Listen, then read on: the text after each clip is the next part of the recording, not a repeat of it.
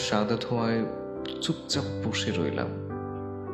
ধুলোমাখা নীল পাঞ্জাবিটা গায়ে চড়িয়ে বসুন্ধরার সামনে আসতেই ছোট্ট একটা বাচ্চা বেলি ফুল ফেরি করছিল। 50 টাকা লাগেনি, 40-এই দিয়ে দিল। ঘোরটা তখনও কাটেনি। কে ফোন করেছিল, কেন করেছিল, তার থেকে বেশি ছিল অনেক আপন করে অধিকার নিয়ে সেই ঝাঁঝালো ঝাড়িগুলো। উল্টো করে রিক্সায় যেতে যেতে হাজারো প্রশ্নে মাথা ভাঁজ। শাহবাগ পেরিয়ে আবার সাদা ধোঁয়ায় মারতেই টিএসসিতে আমি।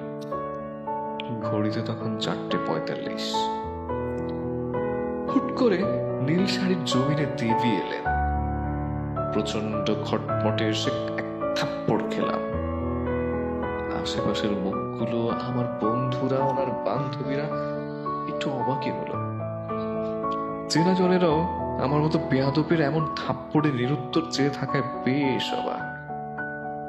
সত্যি বলছি, চেহারাটা তখনও আবছা। মাথাটা মোটেই কাজ করছে না। মনে হচ্ছিল আমি নেশায় বোধ।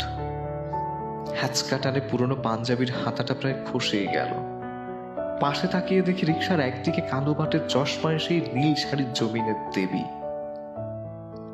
আর অন্য পাশে আঁটু সাঁটু আমি নির্বাক।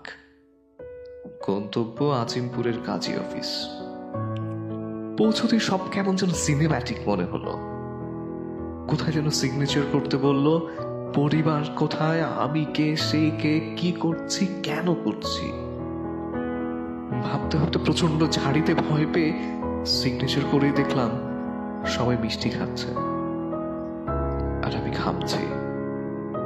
প্রচন্ড আধুনিকা তিনি ঘোমটা টেনে আবার আমার পায়ে সালামা করলেন আর কানে কানে ফিস ফিস করে বললেন সে মহিষী, শ্বশুরের বাচ্চা, বাসায় যাও।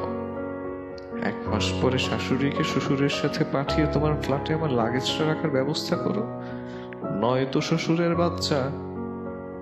গলা ধরে বলতে বলতে কিভাবে যেন থেমে গেল। কথাগুলো অস্পষ্ট ছিল, তবে তীক্ষ্ণ। আমিও আবার রিক্সায়। ঠিক রিক্সায় উঠতেই নীলদেবী আমার ঠোঁট কামড়ে কলার ধরে হলিউডি দৃশ্যের মতো হয়তো